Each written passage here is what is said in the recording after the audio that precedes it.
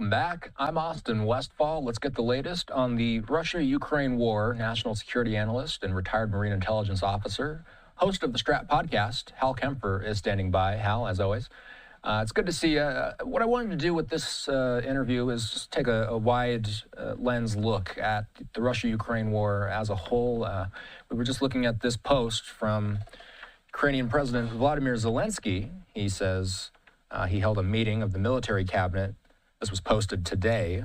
The post gets cut off, but it does say at the bottom of it that they're preparing for a meeting between Ukrainian and American officials. It's going to take place tomorrow in Saudi Arabia. Before you and I talk about the past week of war and ceasefire negotiations, what are we looking at tomorrow?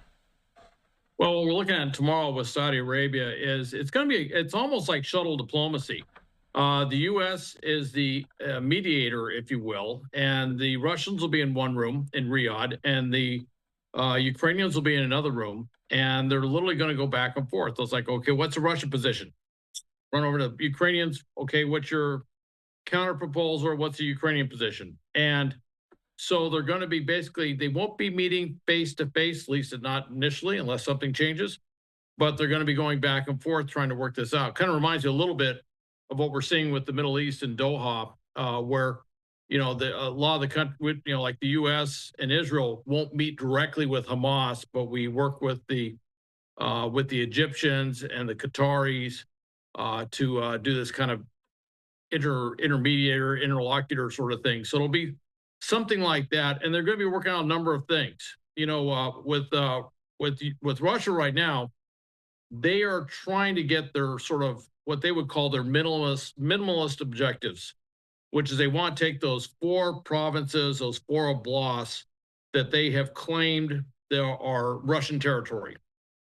Now, Putin has never really forsaken his maximalist objective, which is to take all of Ukraine completely and make it part of Russia. But that's kind of the going in thing. But the thing is that Russia doesn't completely occupy all of those territories. They occupy a lot of the territories, particularly in the Donbass. They occupy a lot, but not all of it. Now, the other side is the Ukrainian side, which is, do they want to cede any territory to Russia? And obviously, up till now, of course not. They say it's sovereign Ukrainian territory. So there's a pretty big gap between those two. Now, with the first phase and what we're going to see this week is they're going to try and push for a comprehensive 30-day ceasefire, which should be freezing on the existing lines. That's what it should be. But there's still a lot of work to be done to get to that point. So, Hal, this past couple weeks has been a busy couple of weeks as it relates to this war. We keep hearing Saudi Arabia, Saudi Arabia, Saudi Arabia. My question here is, right now, where does the war stand? Let's just let everybody know what's going to be talked about tomorrow. We've heard of ceasefire negotiations relating to energy infrastructure. We know that the Ukrainians, at first we heard Russia would sign on for a 30-day or so temporary partial ceasefire, and then we heard that Ukraine would be okay with something similar to that. As it stands right now, is that partial ceasefire in place at this hour? De facto, no. Rhetorically, maybe. I'm not quite sure. It's very strange. It looked like that both sides had kind of agreed to. At first, it was going to be energy infrastructure would not be attacked, and then it was energy and infrastructure would not be attacked. And that was that was something that was put out by the White House. And then President Zelensky talked about energy and civilian infrastructure wouldn't be attacked. And those terms have never quite been reconciled. There's a big difference between saying energy infrastructure and energy and infrastructure. And then you have to define, what do you mean by infrastructure? What do you mean by energy? And I'll give you an example. Up in Kursk, there is a fueling station that was recently hit. The Russians are claiming that the Ukrainians did it to attack energy infrastructure, and it was a violation of the, quote, ceasefire, which is not clear if it actually is a ceasefire. And the Ukrainians are saying, no, this is something Russia hit. By the way, they've been shelling this same fueling station all along. Well, is that energy infrastructure? Is it energy? Is there really a ceasefire in place? That's part of the question on this. And of course, Russia has continued to attack things which are infrastructure and energy sites this last week. And Ukraine has also been attacking things which are what I would call energy infrastructure, such as major fuel or oil pumping stations, depots, if you will. The other thing, too, is Ukraine has also been attacking a number of things. They have a very long range drone, which is very capable of going about 600 miles into the country. And they also have a longer range cruise missile. It's a modification of their original anti-ship Neptune C missile, but that goes several hundred miles. And both of those have put a lot of new targets in Russia as things that could be hit. And these are not subject to a U.S. freeze on aid or anything like that. These are homegrown, home-produced missiles and drones from Ukraine itself. So Russia's looking at this, and part of the pressure on Russia is they better do something soon, because all of a sudden there's a whole bunch of things that are energy infrastructure, energy and infrastructure in Russia that can now be hit by the Ukrainians. Now, for Ukraine, they've always been targeted with all those things by Russia, but it's starting to kind of even up those scales. And that's part of Putin's pressure, is to get something in place which will cease to have all those targets in Russia be hit as they have been over the last week or two. So what's your gut feeling? Does it feel like a total ceasefire is something that could actually happen in the near future? It's possible. I would say this next week. By the time we get to Friday, I would not rule out that they could have an agreement for a 30-day ceasefire. I don't think it'll be anything much longer than that. Russia's talked about they want a total peace agreement. But when Russia says a peace agreement, I'm not sure if they're spelling it PEACE or PIECE, because what they want is they want more pieces of Ukraine added on to what they have. And I don't think that Ukraine is going to cede that anytime real soon. That might be part of a longer term discussion or negotiation.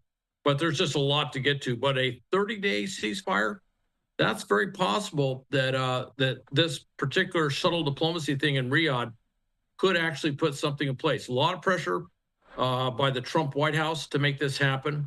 And certainly Ukraine wants to keep the aid flowing. They want to keep the intelligence flow going. So, yeah, I think that's it's possible. I'm not saying it's going to happen. I'm not saying it's definite, but I think there's a lot of momentum and certainly a lot of interest on all sides to make this happen sooner rather than later. Why is there interest on the Russian side to make something like this happen? I think for Russia, they feel the need to do something. And actually for Russia, a 30-day, in their minds, a 30-day ceasefire is a chance to regroup, rearm, a lot of other things that they need to do on the front lines. Their troops are exhausted. They've been using them as basically cannon fodder on the front line. So they would use this basically for tactical objective, to reposition troops, to reinforce troops, to do something. So at the end of 30 days, they could go into the attack. Now, with that said, Ukraine will also be using that 30 days to regroup, rearm, replenish its forces on the front lines in full expectation of an attack. And it's also possible that Ukraine, at the end of 30 days, may also push off an offensive. That's something I can't rule out. Of course, the goal by the White House is that this 30-day ceasefire leads to a full peace agreement or a longer-term truce that goes beyond the 30 days. But we'll see. Right now, Putin certainly doesn't appear to feel any great pressure to concede anything in order to make this happen. And at some point, Russia's going to have to make concessions. So far, they really haven't made much in the way of concessions. I can't really think of anything that they've really conceded so far. So there's areas that have to be covered. There's a lot of things that have to be figured out before you'll see an agreement in place. Real quick before we go, Hal, what's going on with the Strat podcast this week? What do you have coming up? Well, the Strat podcast this week is going to talk about everything that's going on. I'm going to talk about the Middle East. I'm going to talk about Turkey, what's going on with Erdogan, and of course, arresting the mayor of Istanbul, his number one political opponent. So I'm going to talk to him about that. I'm also going to talk about what's happening in Europe. And one of the things that's being discussed is that the U.S. may pull out of doing exercises in NATO. This is a huge shift in our strategic balance in Europe. So I'm going to talk about what the implications are, the importance of exercises, what this does for us, and maybe put a little historical perspective on what this means. Maybe even talk about Charles de Gaulle and some of the things he did in France back in the 1960s. Who doesn't miss that reference? So it's going to be hopefully everybody will listen in. I know exactly what you're talking about. Totally know what you're talking about. I know you do. You bring it up, Hal. Let's actually show, because we did, and if people were watching live now earlier today, you know we were watching for hours as this protest activity continued in Turkey. We were watching this in Istanbul for much of the morning and afternoon here, U.S. time. These are protests against the detention of Istanbul's mayor, and it grew on Friday. It turned increasingly tense today. This is Turkey's biggest show of civil disobedience in more than a decade after President Erdogan warned it would not be tolerated. Tens of thousands of Turks are taking to the streets in mostly peaceful demonstrations since Wednesday, when Mayor Ekrem İmamoğlu was detained and charged. And Hal, he is Erdogan's main political rival. It leads him in some opinion polls. Should Americans care about this, Hal? Why should Americans care about this? What are the international stakes of Turkish politics? Well, he leads him in opinion polls by double digits. If the election was held today, he would almost assuredly win. He would become the president of Turkey. And it wasn't just the mayor. It was a bunch of people around the mayor. There were academics, there were journalists, there were others. This was a full sweep to take this out. And what you're seeing on the streets, and why we should be focused on this, is these are younger people. These are people in their late teens, 20s, early 30s. This is the next generation. And what they're all saying is, look, we have got to take democracy back for Turkey. They've looked at this shift away, this slipping into what they call dictatorship under Erdogan, and they're saying, look, we have to stand up, we have to take this back. When I look at what's happening on the streets now, and we've seen a lot of times where these things pop up and then they kind of go away. We've seen that a number of times, certainly in Iran, where we were very hopeful, but nothing ever happened.